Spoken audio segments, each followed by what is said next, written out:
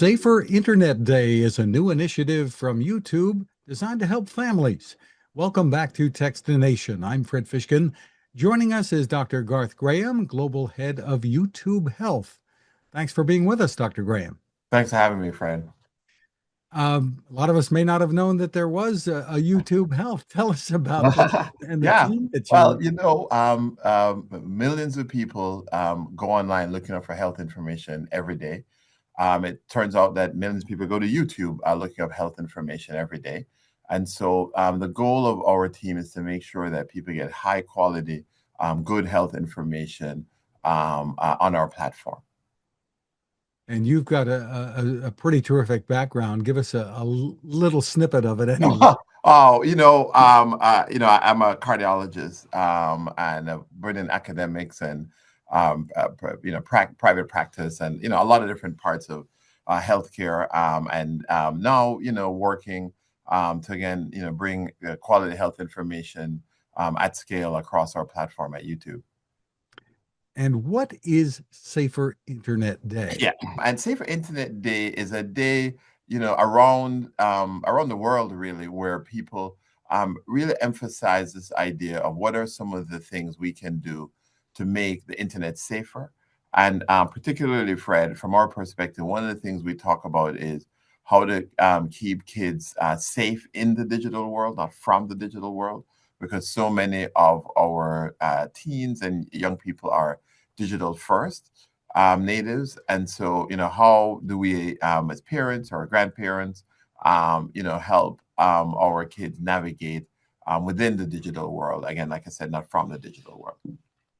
It's interesting, the phrase digital natives. I guess people are living online to a Yeah, great. exactly. And again, particularly for young folks, they're coming up in an age and time where the digital first is also the digital tools are the ones they go to first and the ones they're most comfortable with. So the most comfortable with. So again, how do you have them have a safe, positive, online experience? And YouTube is doing something, Yeah. producing some new features. Give us the Yeah. overview here. So we're doing a number of things to allow parents to have their kids have a safer experience. So one is we're giving more tools for parents to set boundaries. So parent can limit the amount of short form video that their kid is getting from the shorts feed, which is a short form video on YouTube.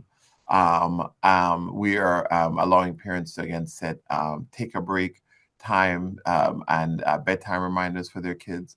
And we have always at YouTube allowed parents to select the age appropriate experience for their kids. So whether the kid is 9 to 13, within the parental supervised accounts, you would click into that, or 13 plus, or even YouTube Kids for younger audiences. So just all about having that overall safe experience. How easy is it for kids to, especially, I guess, middle school and up, outsmart the boundaries and try you to, know, because they will. They'll try yeah, to do. Fred, I live with a middle schooler, who just happens to be my son.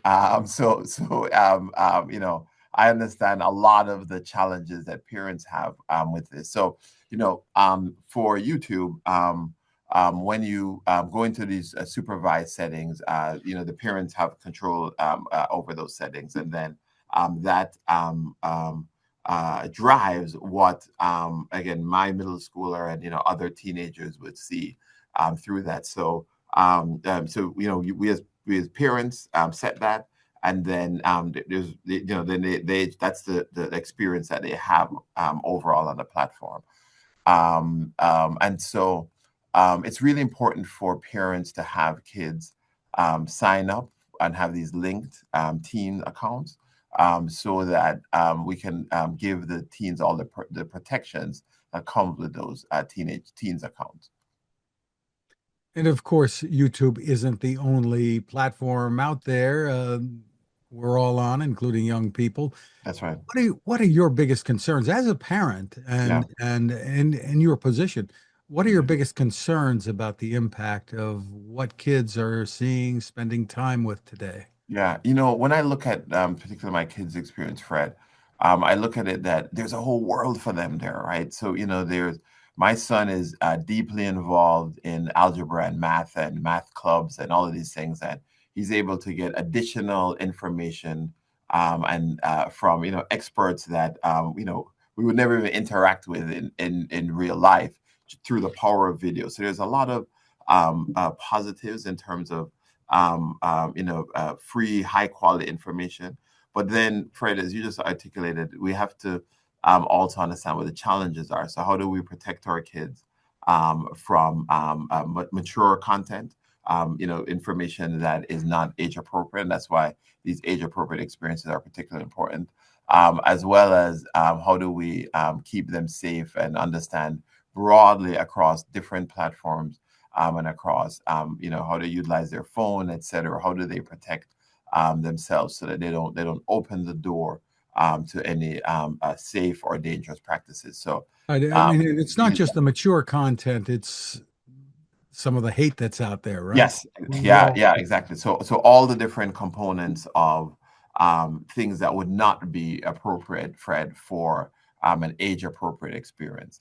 And then, Fred, the other thing too is, so my younger son who is in elementary school, or my daughter who is in, second grade, those are all different developmental milestones. So one of the things we've learned from working with experts in this is you want to give kids, again, the age appropriate experience. And as they get older, allow them to explore within the context of a safer environment. And so that's how you try to link all of these things across different age groups. So, for more info and to take advantage of some of the tools, where should people go? Yep. So there's a blog we published today at blogyoutube.com, which again just kind of emphasizes this idea of setting boundaries. How do you do that? And then this concept of age-appropriate experiences.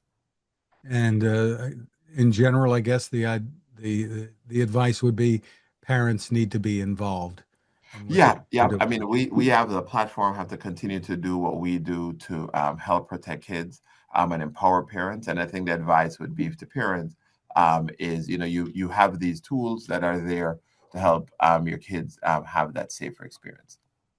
Dr. Garth Graham, thank you so much for spending time with us. Okay, thanks for having me, Fred.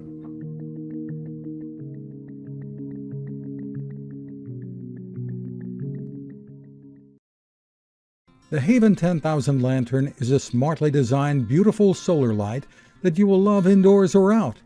It is waterproof with up to 1,200 lumens of brightness, that's a lot of light, and the base becomes a flashlight at the push of a button. The power comes from a built-in lithium-ion battery recharged by the sun, the solar panel is built in, or USB-C. The battery can even recharge your phone. Did we mention how durable it is? How it folds down and can run for up to 120 hours on a charge? But the real power of the Haven Lantern comes from the people behind it and their mission to provide this quality lighting to those in the world who need it most, including in disaster emergencies. Your purchase helps to fund those efforts, and if you use the code Techstination20, you'll get it at a 20% discount. That's Techstination20 at havenlantern.com. Create your haven.